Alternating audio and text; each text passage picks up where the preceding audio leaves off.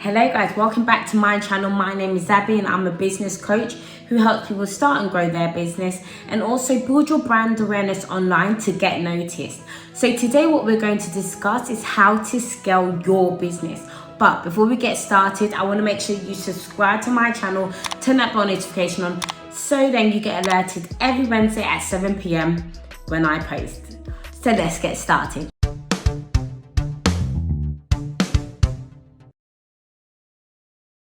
The first thing that I want you to ask yourself is, why do you want to scale your business? Scaling your business is such a huge thing because then you have to think about, there's so many things that comes with it. It's literally not an easy ride. You literally have to take control of everything. So you need to ask yourself, why is it that you want to scale your business, and do you feel like you're actually ready to scale your business? Ask yourself certain questions about how many sales are you making right now in order for you to feel like you're ready to scale your business, and what is the next steps. And what I also tell my clients is, think about it long term. Think about, what are you doing right now? And with you scaling your business, how can that be, and why is it that you actually need to scale that business? Because you know what, some people feel like they could just start a business straight away and scale it, and it doesn't work like that. So you need to make sure you're physically and mentally ready to scale that business. So just make sure you ask yourself those specific questions, and that will really help you. Now, another one that I need to say is, look at the different options around you scaling your business. So for example, scaling your business, it doesn't come free. So when I say it doesn't come free, think about the investors that you'd want to invest in your business.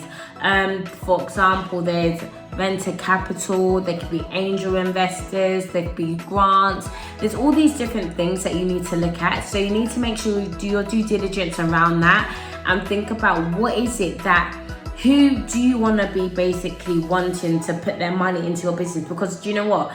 People need to be careful around when people actually invest in your business, because sometimes when someone invests in your business, they could take pieces of it, 5%, 10%. So you need to make sure it's none of that. You need to know what you're signing. You need to know what's involved in it, because some people sign the wrong papers and then after they don't even get what they're meant to get within their own business. So be very careful around that. And do you know what, guys, comment down below if you want me to speak about more about venture capital, angel investors, and the list goes on, about more of investing side of things, because I'll be happy to do that. But I need you to comment down below and tell me, and then I can do that and do that for my next video. Always make sure when you're investing in your business and you're scaling your business is that you secure your sales. So think about, how much sales are you actually making at the moment, and is this beneficial for you, and do you feel like this is a perfect fit for you, and do you feel like with the sales that you're making, would it allow you to, are you ready to scale? So, and what I mean by that is, let's say that you want to scale your business and you're on, let's say 10K a month. Yeah, you're ready definitely to scale your business. So do you want to be running ads on Instagram, on Facebook? Do you want to be doing all these different things? Because when you run ads on Instagram and Facebook, it costs money. Yeah, and this is why I say it's so important to know what is it that you're actually doing, and you need to know about the money side of things. How much are you willing to invest in your ads? And Facebook ads is honestly a whole nother story as well, because with Facebook ads, it's not as simple as people think it is. You don't just click a button and then say, I want to target X, Y, Z. Or even not just Facebook ads, YouTube ads. There's always a science around it. And I would say that if I'd want to scale my business, instead of me physically doing that as myself, I would either hire an agency, or not an agency, but someone within my team that's an expert in that, so they're physically part of me. So then we can look at the ads, we can see what's working, what's not working, what copy they should be making, and the list goes on. So you need to do due diligence around that as well, because when you're scaling your business, it's all about the money side of things as well. You need to start investing in the systems that you need in place. So systems are everything. In any business that you do, you need to make sure that you have these systems in place in order to help you to generate your sales automatically, to make things more of a smoother run. And in 2021, there's so much systems that people don't even know of, and this is why having these systems in place are so important, because you need to do your due diligence and what system works for you. And yes, some systems are costly, but there are free systems as well, but the ones that are really good, they are actually costly, which is annoying. So you need to make sure you do your due diligence around that, so you know how much you need to spend in those systems, and still see about your sales and what profit you're making still, because all of these things all add up. So you need to think about all these little individual things in order to know if that is the right fit for you when you're ready to scale your business. The next thing I'm going to talk about is you outsourcing your staff. Now, staff is so important, either if it's staff or you're just outsourcing people, for example, on Fiverr or anything in itself. So, for example, let's say that you need virtual assistants. Now, virtual assistants are so helpful. Honestly, they're so helpful, and you can get them at such a low cost. There's different agencies out there, but you need to source them. But there's different agencies out there, and they are so super cheap. Because they're all from different countries. Some are from India, some are from Philippines.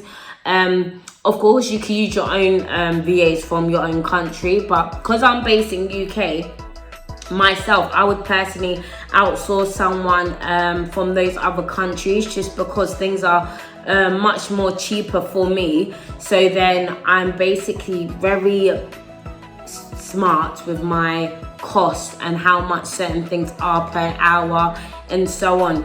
So when you outsource your staff, you need to be very careful who you use.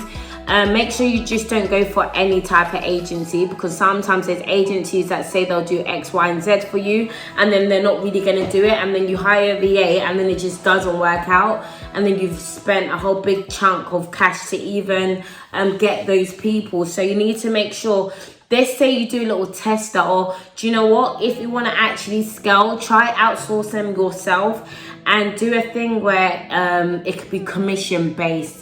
Let's say you're a consultant like myself, a business coach, and people need to be scheduling calls, and they could get 7%, 10% or so on of a sale that you make. Because sometimes you could get leads coming to you and they're just, then they're not even picking up their phone, or all sorts of type of things. So, and I'm just talking about from my experience, my type of thing. But you can use virtual assistants for literally anything. Admin work. They say you run a Shopify store, e-commerce store, product-based business, and you've got so much emails coming at you. You could train them and show them, this is what you do, this is how you answer the emails, and they will do that for you. And things like that will make things so much more easier, because then for yourself, you're able to do what you're best at doing. So for example, for me, I make sure I have virtual assistants to get my specific prospects and who I want to target. So then that saves me time. So when I'm building my own content, I'm able to focus on what I need to focus on. My Instagram, my YouTube channel, and then all the back work, the editing and so on, I outsource it from other places. And that is so much more easier for me, because as an entrepreneur, I need to say that you cannot scale by yourself. You can do the lead generations and so on, but it takes a toll on your body, and your health is number one. So when you feel like, okay, this is getting too much for me, then it's fine, outsource somebody. That is what they're honestly there for as well. If you think about it, as a business, we all come together as one. We all have our strengths, we all have our weaknesses. Understand that, because people tend to think as an entrepreneur, you can do this and you should do that, and you should basically be by yourself and suffer. And it doesn't, that's far from the truth. No, like, you have all these resources, use it. And then honestly, being an entrepreneur in that experience for yourself, it'll be so much more easier. You won't have stress in your head, and then you're literally grateful for all the resources around you. Because honestly, as I say, knowledge is power at the end of the day. So guys, I hope that was helpful what I said today. I want you to comment down below. Tell me what is it that you think. Tell me what else you want me to speak about. If you want me to speak about virtual assistants, how you get them, I'd go in depth with that. But I just need to know what is it you want to speak about, so I'll be able to do that for you. And before we end today, make sure you subscribe to my channel and turn that bell notification on, as I post every Wednesday at 7 p.m. So guys, see you next time. Bye.